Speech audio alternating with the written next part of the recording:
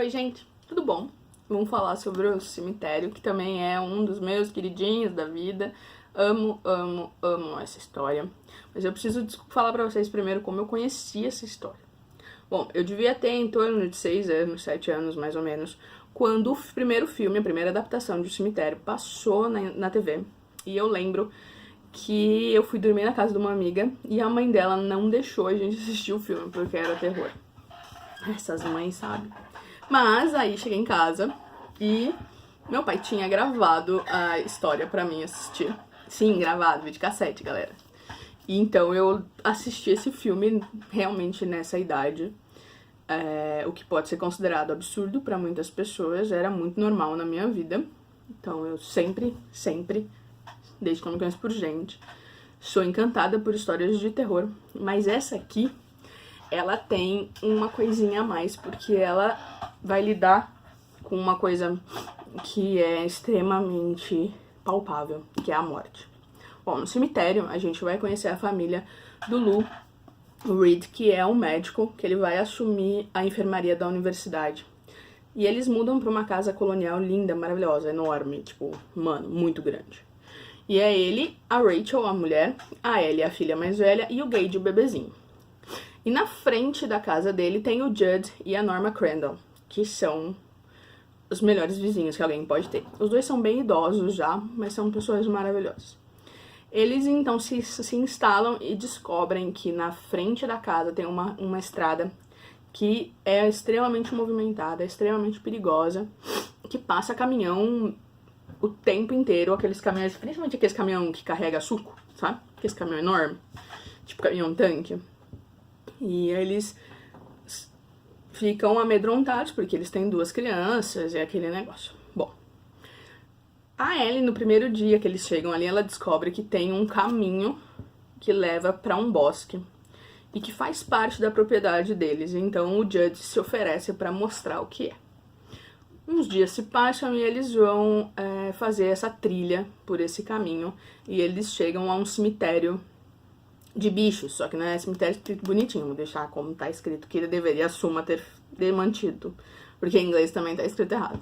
Que é um cemitério de animais, e todos os animais que estão enterrados ali foram enterrados pelos seus donos, pelas crianças, e todos os animais que estão enterrados ali foram assassinados pela estrada. Então a gente já tem uma noção do que é essa estrada e do quão perigosa essa estrada é. Só que no fundo desse cemitério tem uma barreira com troncos que não deve ser escalado porque é extremamente perigoso, né? Você pode pisar em falso e quebrar o pescoço. Simples. Bom, o Louis então começa a trabalhar e no seu primeiro dia na enfermaria do hospital, ele perde um paciente que é o Pascal. Nunca vou lembrar o nome dele inteiro, mas fica só como Pascal. E ele é atropelado enquanto ele corria e ele morre. Ele não tem nenhuma perspectiva de vida, não tem como ele ficar vivo. E, gente, a cena, a descrição de como ele está, de como o que o Louis conseguiu fazer é chocante, tá? Porque, gente, o King é mestre em descrever essas cenas, então você realmente vê o Pascal, você vê como é que estão as coisas. E você sabe, assim que a descrição é feita, que o Pascal não vai sobreviver, não tem como. Mesmo que ele consiga chegar no hospital de Bangor a tempo. Bom, o Louis então fica extremamente chateado, né? Porque afinal de contas é um aluno que morreu. E ele não conseguiu fazer nada. E nem teria como fazer nada. Mas coisas estranhas começam a acontecer. E é aí que entra a parte sobrenatural da história, porque o Louis começa a sonhar com o Pascal, mas não sonhos apenas, né, normais, que a gente acorda e depois de um tempo a gente esquece, não. Em um desses sonhos, o Pascal leva ele até o cemitério de bichos e deixa muito claro pra ele que aconteça o que acontecer, que não é pra ele de forma alguma passar daquela barreira. O que tem depois da barreira não vai trazer nada de bom pra ele e que ele não deve fazer isso de maneira nenhuma. Bom, a vida vai seguindo e coisas começam a acontecer.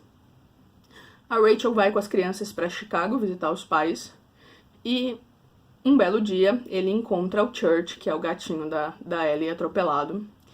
E o Judge, então, sabendo como a Ellie ainda não entendeu o que é a morte, ele pensa que é uma boa levar o Louis para o cemitério Micmac, que fica depois daquela barreira. Ele lembra, sim, do que o Pascal pediu pra ele, mas ele meio que deixa aquilo pra lá e pensa só no que ele pode fazer pra evitar a tristeza da filha dele. Bom, ele enterra o gato naquele cemitério. E no dia seguinte, esse gato volta. Sim, ele volta à vida. Mas ele não é mais o mesmo, né? E aí ele tem uma conversa muito séria com o Judge, e o Judge explica o que acontece. E o Louis, por curiosidade, acaba perguntando se alguém já tinha enterrado um ser humano naquele cemitério e o que tinha acontecido. O Judge, então, meio que desconversa, mas acaba contando pra ele que sim, teve um pai que enterrou o filho ali e o filho não voltou nem perto do que ele era. Ele voltou uma pessoa extremamente violenta, até que então a cidade resolveu que o melhor seria matar o cara de novo e deixar o cara morto. E nunca mais falaram sobre isso, ninguém comenta sobre isso na cidade. E se ele saísse perguntando, iam achar muito estranho, primeiro porque ele é forasteiro, então só as pessoas da cidade mesmo sabem o que aconteceu. Mas a gente sabe muito bem que o ser humano ele não é capaz de lidar com o luto e com a morte. Se ele tiver uma forma de evitar que isso aconteça ou de trazer as pessoas de volta, ele vai fazer custe o que custar. E é isso que o Louis acaba fazendo quando coisas terríveis começam a acontecer na família e ele opta por não escutar nem o conselho do Pascal e nem o conselho do Judge e age intempestivamente. E acaba cometendo um dos maiores erros da vida dele. Eu acho que se o Louis pudesse voltar na vida e não fazer o que algumas das escolhas que ele fez, ele com certeza não teria feito. Mas é aí que entra a maestria dessa história, porque é a dualidade entre a vida e a morte e o que você seria capaz de fazer para ter os seus entes queridos de volta e se isso valeria a pena, né? É uma maneira de você entender que a morte é inevitável e que não existe nada que a gente possa fazer para que isso mude. Então, o King trouxe isso de uma forma pesada, é muito pesado. O final desse livro é um dos finais do King mais bem escritos e mais terríveis, tá? Você termina esse livro e você fica tipo, meu Deus, por que tudo isso? Porque ele não pôde escutar o que todos falaram, porque ele não pôde aceitar que tragédias acontecem, né? E ele não consegue.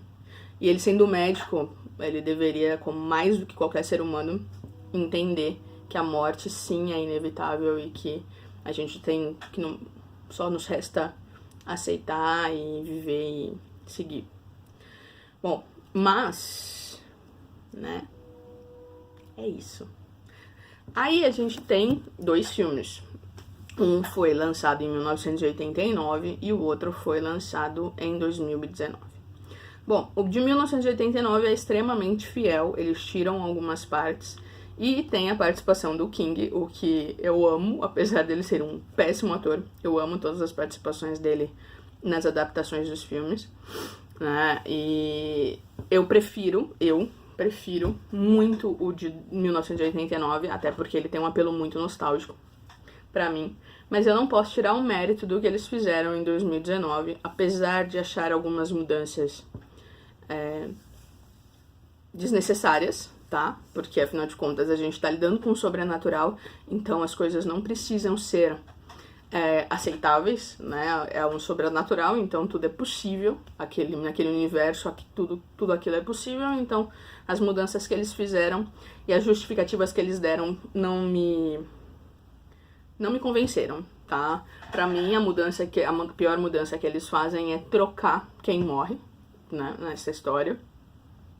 E eu acredito que eles trocaram pra não chocar a audiência, que a gente tem que, vamos e convenhamos, que nós estamos em 2019, mas as pessoas parecem que estão muito politicamente corretas, o que não existia na década de 80, na década de 90. Então, tudo choca, tudo é absurdo. Então, eles, para evitar, né, que as pessoas criticassem essa parte do filme, que na verdade estaria na história, eles fizeram algumas alterações e alegaram que essas alterações eram para tornar a história mais perto do real possível.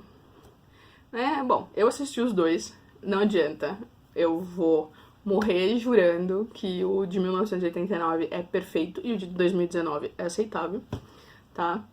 Gostei muito de algumas coisas, porque na verdade a gente tá com a tecnologia avançou, então as coisas são mais bem feitas, não parecem bonecos de cera nem nada disso, é muito mais bonito o que foi feito esse ano, mas nada supera o trecheira de 89, gente, desculpa.